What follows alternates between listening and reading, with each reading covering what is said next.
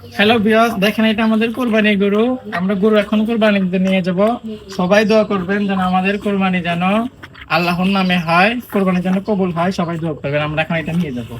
আমাদের কোরবানির গরু জবাই করা অলমোস্ট ডান। আমি তারপরে অনেক লেটে গেছিলাম যে গরু সাল ছাড়ানোর পর আমি যাব মাংস কাটবো, কিন্তু এইখানে তাই এসে দেখি যে অর্ধেক গরু সাল ছাড়ানো হয়েছে।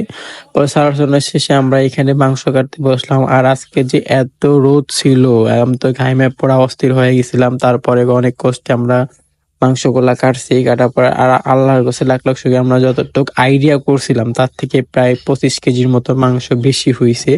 কারণ আল্লাহর রহমত আছে না একটা কোরবানিতে, যে আমাদের হচ্ছে আল্লাহ সেইটা রহমত দান করছে, অনেক বেশি ভালো মাংস হয়েছে। মাংসের মধ্যে এত ভালো একটা মাংস ছিল, গরুটা ছিল মানে এইখানে কোনো চর্বি ছিল না, চর্বি খুবই কম ছিল। আর আমরা মাংস টাংস ভাগ করে নিয়ে অবশেষে বাসায় আসলাম। বাসায় এসে আমরা এখানে আমাদের আত্মীয় স্বজন যারা আছে তাদের জন্য আমরা মাংস এখন প্যাকেট করতেছি। প্যাকেট ট্যাকেট করে যার যতটুকু কে কে আছে তার জন্য সবাই লিস্ট করে আমরা তাদের জন্য মাংস দিয়ে দিতেছি।